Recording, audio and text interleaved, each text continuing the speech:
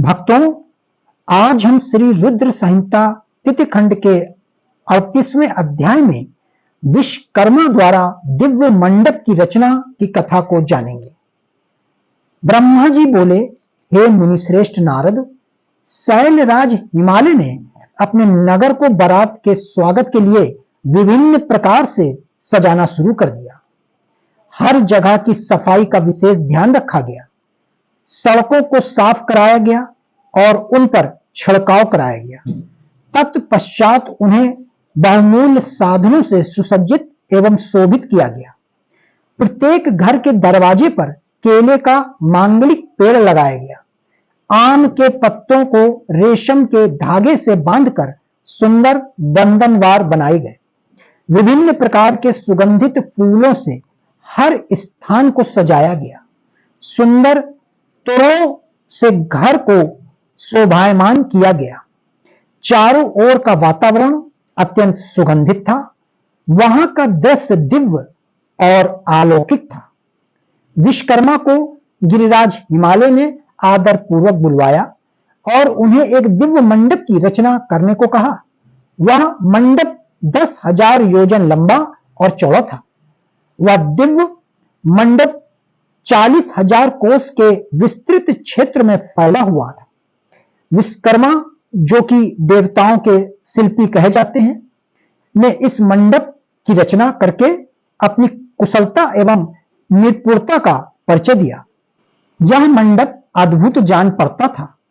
उस मंडप में अनेकों प्रकार के स्थावर, जंगम, पुष्प तथा स्त्री पुरुषों की मूर्तियां बनाई गई थी, जो कि इतनी सुंदर थीं कि यह निश्चय कर पाना कठिन था कौन ज्यादा सुंदर एवं मनोरम है। वहां जल में थल तथा थल में जल दिख रहा था। कोई भी मनुष्य इस कलाकृति को देखकर यह नहीं जान पा रहा था कि यहां जल है या थल। विभिन्न प्रकार के जानवरों की कलाकृतियां जीवंत बनाई गई थी। अपनी सुंदरता से जड़ हृदयों को मोहित करते सारस कहीं सरोवर में पानी पीते दिखाई देते थे, तो कहीं जंगलों में सिंह ऐसे लग रहे थे मानो अभी दहाड़ना शुरू कर देंगे।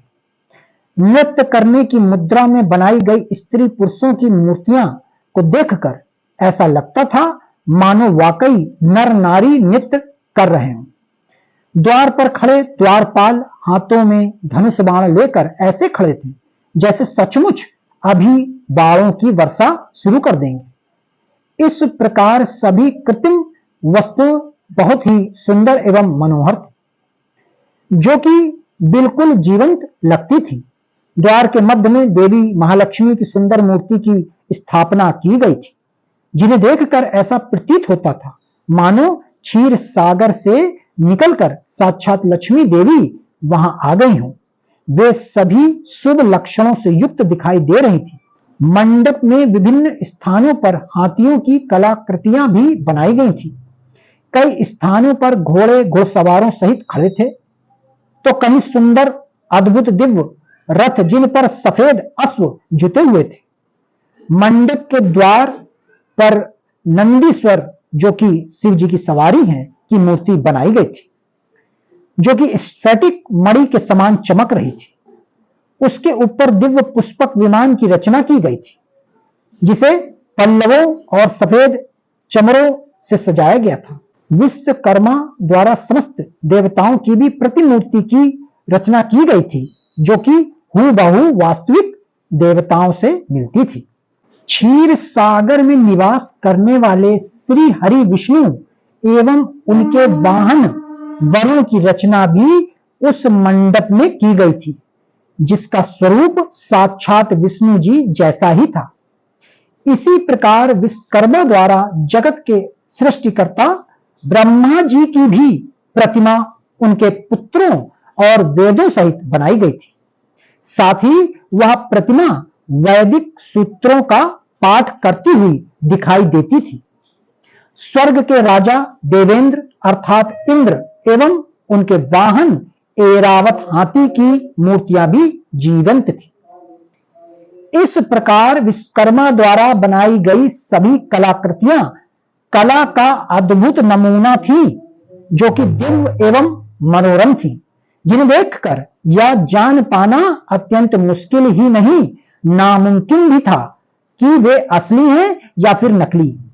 देवताओं के शिल्पी विश्वकर्मा द्वारा रचित यह दिव्य मंडप आश्चर्यों से युक्त एवं सभी को मोहित कर लेने वाला था।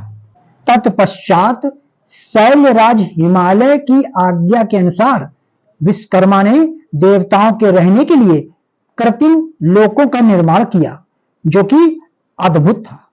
साथ ही उनके बैठने के लिए दिव्य सिंहासनों की भी रचना की गई। ब्रह्मा जी के रहने के लिए विश्वकर्मा ने सत्यलोक की रचना की, जो दीप्ति से प्रकाशित हो रहा था। तत्पश्चात श्री हरि विष्णु के लिए वैकुंठ का निर्माण किया गया। देवराज इंद्र के लिए समस्त ऐश्वर्यों से संपन्न दिव्य स्वर्गलोक की रचना की गई। अन्य देवताओं के लिए भी उन्होंने सुंदर एवं अद्भुत भवनों की रचना की। देवताओं के लिए शिल्पी विश्वकर्मा ने पलक झपकते ही इस अद्भुत कार्य को मूर्ति रूप दे दिया। सभी देवताओं के रहने हेतु उनके दिव्य लोकों जैसे कृत्रिम लोकों का निर्माण करने के पश्चात विश्वकर्मा ने भक्त वत्सल भगवान शिव के ठहरने हेतु एक सुंदर, मनोरम एवं अद्भुत घर का निर्माण किया। यह भवन भगवान शिव के कैलाश स्थित धाम के अनुरूप ही था। यहाँ शिव चिन्ह शोभा पाता था। यह भवन परम उज्ज्वल दिव्य प्रभा पुंज से सुभाषित, उत्तम और अद्भुत था। इस भवन की सभी ने बहुत प्रशंसा की, यहाँ तक कि स्वयं भगवान शिव भी उसे देखकर आश्चर्यचकित हो गए और विश्वकर्मा की इन रचनाओं को उन्होंने बहुत सराहा। विश्वकर्मा की यह रचना अद्भुत थी। इस प्रकार जब सुंदर एवं दिव्य मनोरम मंडप की रचना हो गई और सभी देवताओं के ठहरने के लिए यथा योग लोकों का भी निर्माण कर दिया गया, तो शैलराज हिमालय ने विश्वकर्मा को बहुत बहुत धन्यवाद दिया। तत्पश्चात हिमालय प्रसन्नता पूर्वक भगवान शिव के शुभ आगमन की प्रतीक्षा करने लगे। हे नारद, इस प्रकार मैंने यहाँ का सारा वृत्तांत तुम्हें सुना दिया है। अब आप और क्या सुनना चाहते हैं?